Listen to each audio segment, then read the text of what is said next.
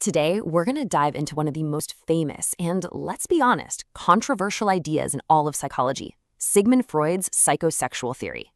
It's this wild idea that the experiences you had before you could even talk might still be pulling the strings on your habits, your personality, and even your love life today. So think about yourself for a second. Are you the person whose desk is always perfectly organized? Or maybe you're a chronic nail biter, or you're always chewing on a pen cap during meetings. Will ever wonder why? According to Freud, the answer might go way, way back to when you were just a baby. Let's get into it. All right, so Freud's big idea really boils down to this. A huge part of who we are is shaped by desires and conflicts buried deep in our unconscious mind. And here's the kicker. He argued that these powerful forces get locked in during childhood and just keep on driving our behavior as adults, most of the time without us even having a clue. Now, we got to talk about this word libido. When Freud used it, he wasn't just talking about sex in the way we usually do. For him, it was this fundamental life force, this psychic energy that's all about seeking pleasure. And he believed this energy moves around our bodies as we grow, zeroing in on different pleasure-sensitive spots he called erogenous zones. And this is where it gets really interesting. This is the whole key to the theory, fixation. Freud's idea was that if a kid's needs during a certain stage were either ignored or, on the flip side, maybe too indulged, some of that psychic energy, that libido, gets stuck there. And that fixation then shows up later in life as a specific personality trait. So where does this whole journey begin?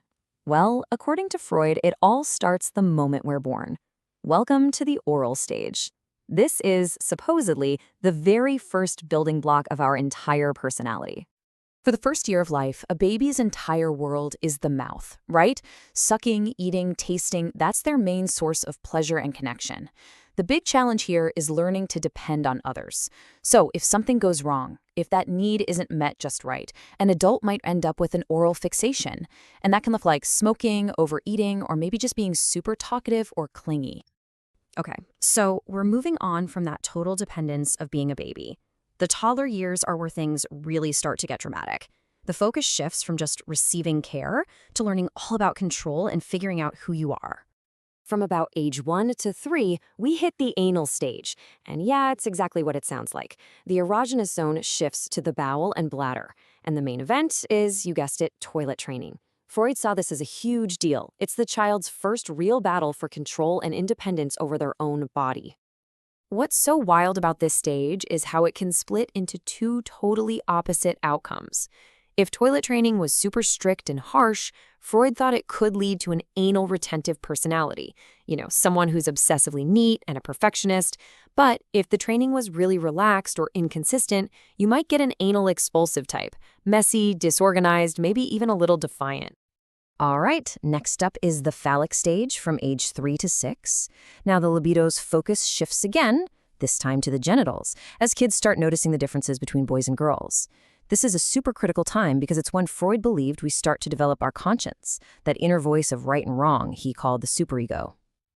And of course, this stage is famous for one of Freud's most talked about and controversial ideas, the Oedipus complex for boys and the Electra complex for girls. Basically, it's the idea that a child unconsciously develops feelings for their opposite-sex parent, which then creates a rivalry with their same-sex parent. So you've got this intense family drama playing out in a little kid's unconscious mind. How on earth does that get resolved?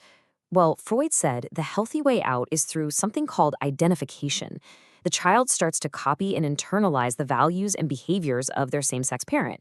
This is a huge step because it doesn't just shape gender identity.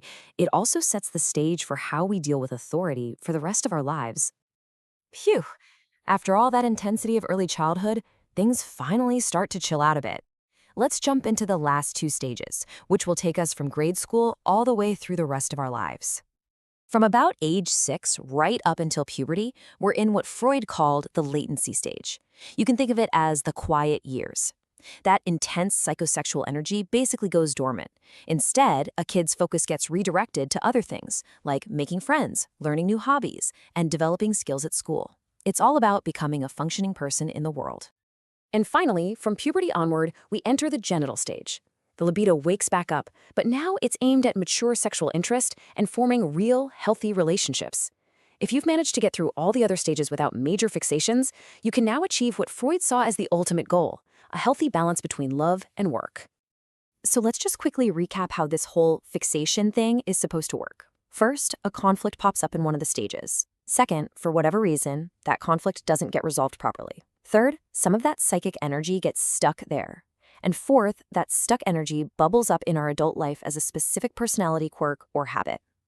It's like a direct line from a childhood problem to an adult behavior. And here it is, the whole theory in one neat little chart. This really gives you that bird's eye view, right? From the oral stage and its focus on the mouth, through the anal stage's battle for control, the drama of the phallic stage, the quiet latency period, and finally, the goal of maturity and the genital stage. It's Freud's complete roadmap of how we become who we are. So, after all that, what are we supposed to make of this theory today? I mean, let's be clear, most modern psychologists do not take this as scientific fact, and yet its influence has been absolutely massive. The criticisms are pretty big. For one, it's almost impossible to prove or disprove scientifically. You can't exactly measure a libido or an unconscious. And a lot of people feel it puts way too much emphasis on sexuality. But you just can't deny his impact. Freud was a game changer for pointing out that the unconscious mind is a powerful force. And maybe his most important contribution was getting everyone to agree that our earliest childhood experiences are incredibly important in shaping the adults we become. So I'll leave you with this to chew on. Whether you think Freud was a genius or totally off his rocker, his theory makes you ask a pretty profound question. Just how much of who you are today, your quirks, your anxieties, your passions, was already decided before you even finished kindergarten? It's a pretty wild thought.